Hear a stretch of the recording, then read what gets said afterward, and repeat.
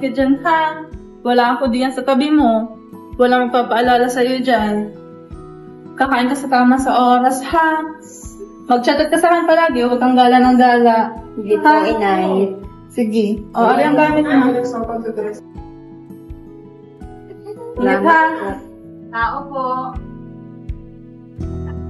Hello. Hi. Ano dyan? Asa ka, be? Sarap ng tulog mo, ah.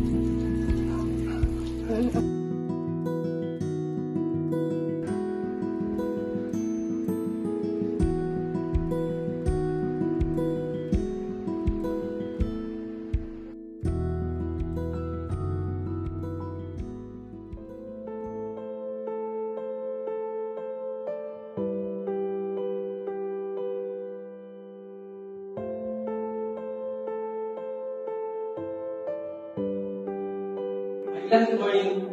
Good morning, sir. Class, gusto kayo ng class today, but magkakaroon tayo ng activity. Bakit natin sa hapon, which entitled Environmental Awareness. Gusto natin ng reflection para sa naiintindihan nyo sa business soap. So, sige, sir.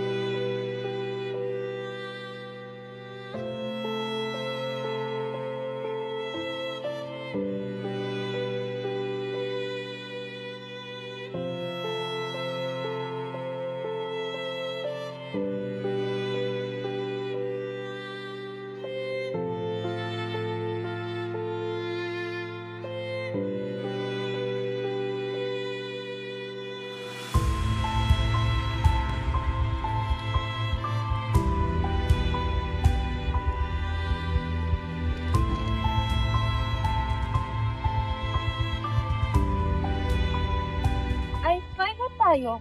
Diba si Cyril ang kalat na?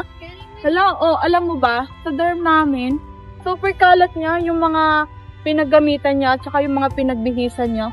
So, saan lang niya nilalagay sa loob ng aming dorm. Alam mo ba, siya may kasalanan kung bakit tayo napakuwis kanina. Talaga ba?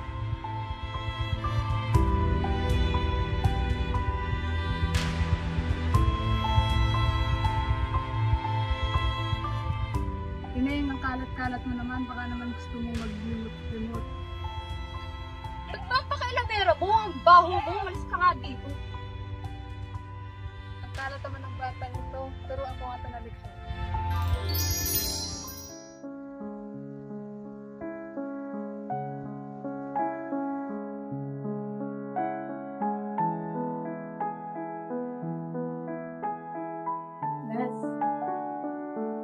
Sana mamasamay ng sasabihin. Napapansin ko kasi na sobrang kalat na dito. Pares tayong nangungupahan dito, hindi makakatulog. Katulad yan, ng mga gamit mo. Ang mga ilaw, tubig. Iniiwan mo na lang